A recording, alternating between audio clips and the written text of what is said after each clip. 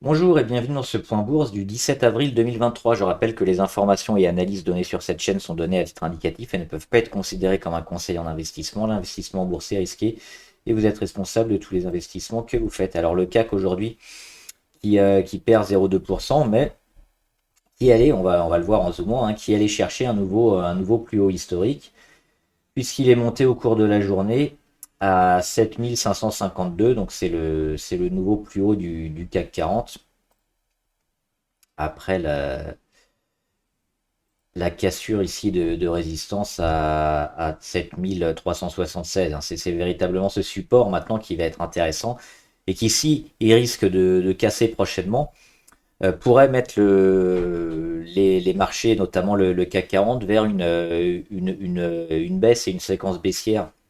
On le voit ici, c'est une zone extrêmement marquée, c'est le plus haut de tout début 2022. On y est revenu ici printemps 2023, on a eu du mal à le passer, là on le passe. Est-ce que ça va tenir? Ben, on va voir ça avec les résultats, c'est les résultats des entreprises avec beaucoup de valeurs de sociétés pardon, qui vont donner leurs résultats, alors soit les résultats annuels, soit les résultats du premier trimestre 2023.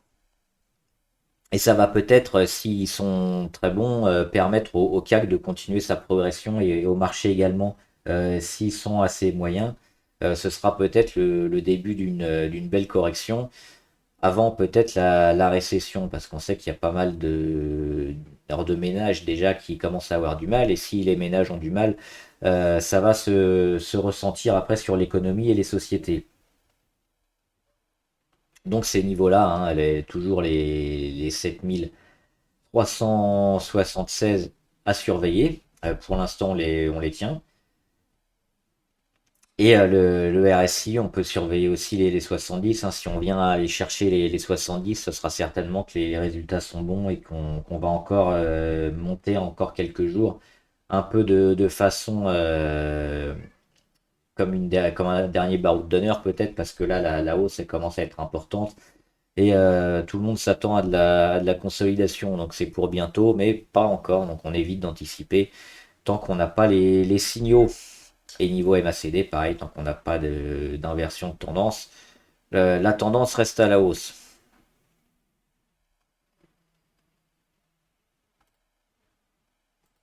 Alors on va regarder juste sur le CAC les plus grosses hausses et les baisses. Alors on l'avait vu dernièrement, les bancaires et le luxe qui avaient un peu soutenu le CAC 40. Alors là on a les bancaires et le luxe qui sont plutôt dans le négatif.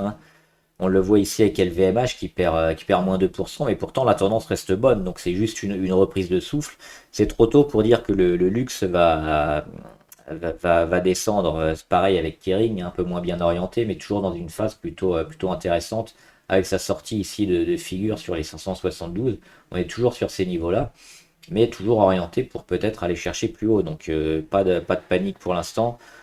Et sur Hermès, c'est Hermès oui, c'est Hermès que j'ai pas fait. Bah, c'est comme LVMH, c'est quasiment le même graphique, avec une petite perte de presque 2%, mais rien d'alarmant. On voit la tendance qui est très forte sur les bancaires, c'est pareil, on perd aussi, mais c'est surtout pareil, une petite reprise de souffle dans un rebond qui a été effectué depuis 2 semaines sur Société Générale, sur BNP Paribas, c'est la même chose, moins 2%, mais la tendance elle est au rebond, et puis Crédit Agricole, ils sont où Crédit Agricole?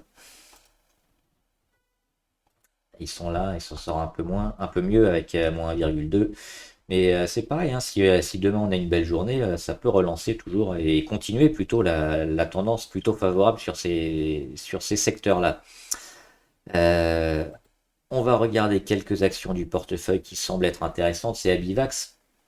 Abivax qui a cassé récemment son petit, euh, sa petite résistance ici à 9,78. On le voit et surtout les gros volumes.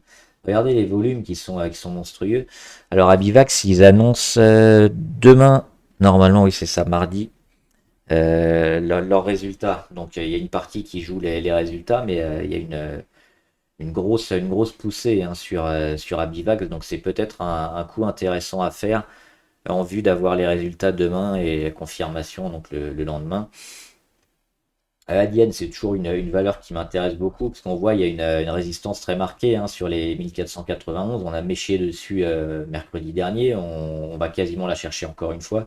Très peu de volatilité et puis c'est racheté un peu de façon de plus en plus haut sur les plus bas, alors que les plus hauts sont toujours au même niveau. Donc on a une belle phase ici de congestion qui devrait nous permettre de sortir assez fortement et peut-être vers l'eau.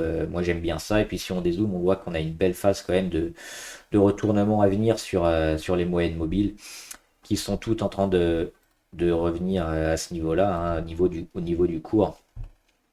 Donc c'est intéressant, on a déjà eu un premier pic de volume, on attend le deuxième pour la sortie. Voilà, alors il y a les quatre actions dont je parlais vendredi dernier qui sont à mon sens intéressantes à avoir. On a deux actions avec l'aérien, c'est Air France KLM. Pourquoi? Parce qu'on revient ici sur les 1,49. Donc ça s'achète. On a éventuellement un petit gap un peu plus bas, 1,42. Mais c'est pareil, hein, on a les moyennes qui sont pas loin d'un retournement. On a déjà eu le petit pic de volume, on a cherché les plus hauts. Donc on a déjà tout est marqué, tous les niveaux pivots sont bien inscrits sur le cours. Et Air France, on a aussi l'oblique RSI ici pour la confirmation, hein, parce qu'on a les deux premiers points d'impact, on attend le troisième, qui devrait arriver bientôt, hein, issu de la congestion qu'on a ici, hein, entre les 1,49 et puis cette oblique-là, c'est pas une oblique qui est sur ces cours-là, c'est une oblique beaucoup plus vieille, parce que là, on voit même pas les points d'impact, on est en journalier, on va revenir en hebdomadaire, c'est celle-là. Euh, non, c'est même pas l'hebdomadaire, c'est la mensuelle. Hop, ici, 2007, 2017. Et donc c'est cette oblique-là qu'on est en train de venir tester, donc une oblique très long terme. On va revenir en journalier. C'est celle-là, c'est cette oblique-là, hop, qui descend, qui descend, qui descend, qu'on est allé chercher il y a quelques jours. Et là, pareil, qui nous fait une petite phase de congestion. Donc plutôt intéressant pour moi le secteur aérien à jouer en ce moment. Ça a déjà frémi, hein, ça a déjà boosté depuis le début de l'année. On est revenu sur les niveaux de rachat, donc normalement ça devrait repartir maintenant. Airbus qui s'en sort un peu mieux. Alors oui, ils ont cassé avant, hein, le mois de novembre, le fameux mois de novembre qui a été bien acheté sur Airbus, qui eux ont une belle, un beau graphique par rapport à Air France, hein. On est déjà, on pouvait casser ici fin octobre, début novembre. On est sorti de la figure déjà, une figure de congestion. On le voit avec le support ici sur les 88, les plus hauts de plus en plus bas. On va taper les deux obliques et puis on sort ici. Donc là, on a un premier signal d'achat et puis après, on vient mettre on vient s'adosser sur les moyennes et monter en permanence et casser une à une les résistances, hein, les 113, les 119, les 125 et récemment les 125 là qui ont été cassés. C'était la résistance du mois de février. Donc Airbus ne s'arrête plus, Airbus est dans une tendance très forte, Airbus est en retournement, et Airbus va certainement aller chercher les plus de 70 au niveau du RSI pour aller encore chercher au-delà des Bollinger et puis des cours à 130 et plus. Donc très bien orienté sur Airbus. Alphen, ça c'est spéculatif, attention, mais c'est intéressant. Pourquoi? Parce qu'on revient aussi sur un support ici à 72, 74. On le voit énormément travailler. Alors on l'a percé un peu, hein, on est allé en dessous. On est revenu en dessus, au-dessus. On le perce alternativement de haut en bas et de bas en haut. Mais s'il est tenu, ça va nous mener où? Bah, ça va nous mener au troisième point d'impact sur cette oblique. Alors actuellement, elle est ici sur les 89, mais dans quelques jours, elle va descendre hein, sur les 85, 83. Mais ce qui est intéressant de jouer, c'est ici le support qui doit tenir, éventuellement pour aller chercher l'oblique, ou alors même on pourrait la casser directement, hein, parce que ça ferait trois points d'impact, et puis une cassure, et puis une phase de retournement, alors qui va peut-être pas se faire directement. Le scénario le plus probable, non merci, le scénario le plus probable, c'est d'aller chercher l'oblique, de revenir un peu jouer le support, et puis de recasser tout une nouvelle fois pour véritablement donner le signal. Après, on ne sait jamais quand ça va partir, ça peut partir dès maintenant, dès le début, sans s'arrêter. Mais là, c'est déjà un premier niveau intéressant. On voit un support qui est massivement acheté dans le temps, parce que ça fait déjà depuis début mars qu'on est dessus et on le tient. Essilor, intéressant aussi, hein, on l'avait vu dernièrement, Essilor avec cette petite oblique ici court terme sur les plus hauts qui vient d'être cassée. C'est plutôt intéressant. On revient aussi du négatif hein, sur la MACD. On est enfin dans le positif. On a cassé donc cette oblique. Là, on revient dessus pour aller certainement jouer le petit support à 170. Donc, c'est cette zone-là hein, qu'il va falloir jouer. L'achat des 170, on va regarder, on n'est pas loin. On était sur les 172 là, en fin de journée. Donc demain, ça devrait peut-être aller descendre un peu plus bas, mais certainement remonter après, porté par les moyennes les plus courtes. Donc selon moi, Essilor, c'est aussi une belle valeur, d'autant qu'elle a déjà mis sa phase de retournement en cours, hein. On l'a vu ici avec, pareil, c'était un peu avant le mois de novembre, c'était le mois d'octobre, sur Essilor qui a été très favorable, le mois de novembre aussi, hein, comme sur beaucoup d'actions. On est ici au mois de novembre. Et donc on est revenu tester le support. Et on rattaque, on casse, donc très très bien orienté. Le rachat qui se fait à la fois sur le support et sur la moyenne à 200, c'est parfait pour Essilor qui devrait bien performer aussi ces prochains jours. Et enfin, hop, elle doit être à la fin, Vika. Vika, elle est intéressante. On en avait parlé hein, ici, elle avait une petite zone de résistance, elle n'a pas réussi à la casser du premier coup. C'est un peu le classique. Donc on revient où? On revient sur un support, le support des 26,55 environ, hein. On l'a vu, on l'a noté ici. On regarde les indicateurs, on a fait de la consolidation, alors pas à plat, hein, parce on est bien descendu niveau prix. Mais la consolidation, elle est terminée. On voit les indicateurs hein, qui sont descendus dans le négatif. On a eu l'inversion de tendance ici début avril. Et donc un cours qui repart à la hausse et qui repart à la hausse au-dessus de toutes les moyennes qui sont déjà plates et ascendantes pour les plus courtes, et même au-dessus des Bollinger, hein. Hier on a méché au-dessus, aujourd'hui on finit au-dessus. Ça va tirer le cours vers le haut, c'est plutôt bien, on voit qu'on est bien orienté, pareil, hein, on était dans le négatif, on va bientôt retrouver le positif avec une belle tendance, une belle dynamique sur Vika. Donc ça pourrait être très intéressant aussi de se placer, hein. C'est les 4 actions que j'avais recommandées vendredi dernier. Et enfin, on fait rapidement les analyses abonnées. Il y en avait quelques nouvelles, notamment Air Liquide. Alors Air Liquide, je vois pas de résistance, mais c'est peut-être ces niveaux-là, hein, 153, parce que même si on revient bien en deçà, hein, Air Liquide, ils font que monter. Donc on est sur le plus haut historique sur Air Liquide. C'est ces niveaux-là de 153 qui ont été cassés récemment, le plus haut historique, qui pourrait relancer une belle séquence aussi, donc c'est intéressant. C'est un niveau à tenir et éventuellement à acheter hein, si on rebondit dessus, ou on peut même éventuellement se placer dessus. Moi je suis pas fan maintenant parce que le train est peut-être un peu. Alors il y a quelques jours seulement, hein, mais si on a comme on le voit sur le CAC 40 qui commence à manquer un peu de catalyseur. Il y a pas mal d'actions comme ça qui sont dans le haut, qui vont commencer à consolider. Donc si on est dessus très bien, moi je conseille de monter les stops sous le support ici à 153. Donc c'est pour ça que rentrer maintenant, c'est pas idéal. Donc si on est dessus, on tient avec un stop sous le support. Sinon, bah voilà, sinon rien du tout. Katana. Katana, ils sont plutôt bien orientés aussi dernièrement. Mais ça manque de beaucoup de volume, hein. Il se passe rien depuis un moment, depuis ici le mois de janvier quasiment. Alors on a mis un petit plus haut ici, un peu plus haut que la dernière résistance. Je vais remettre mes graphes à jour, hein, que c'est pas bien mis. Mais on a réagi au-dessus de la moyenne à 200 et puis on a réagi sur le support à 6,51. Ça c'est bien, donc c'est un support, c'est une zone vraiment importante sur le titre. Si on vient à la casser, on va casser le support, on va casser les moyennes, donc on aura véritablement un gros signal baissier hein, sous ces niveaux-là.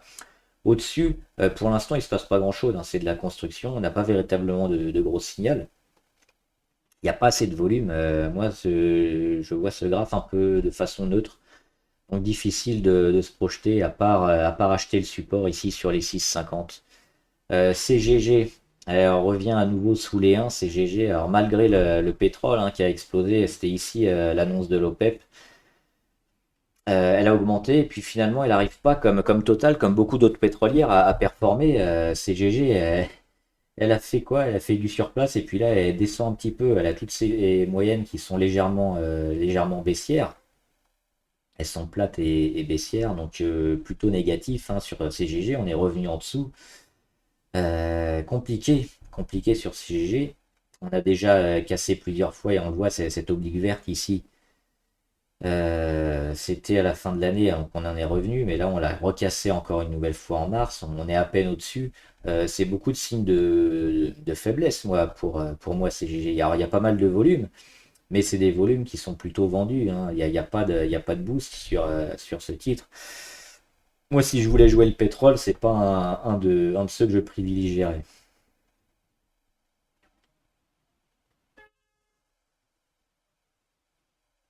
Alors, NJ, on a une. Ah oui, je parlais en commentaire d'NJ, c'était cette résistance-là hein, à 15,067. Alors, on la voit pas en journalier, on doit la voir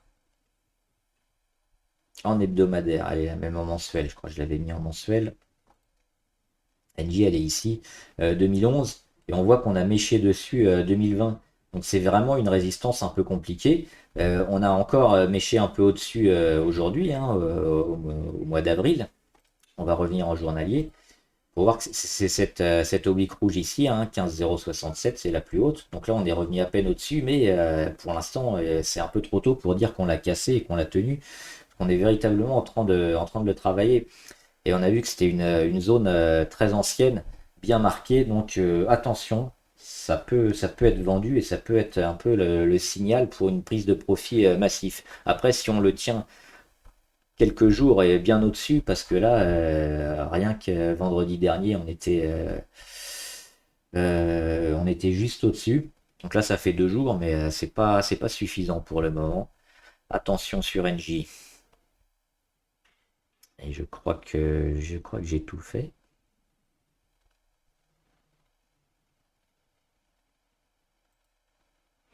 Oui, je crois que j'en avais pas d'autres. Donc voilà, j'espère que la vidéo vous a aidé.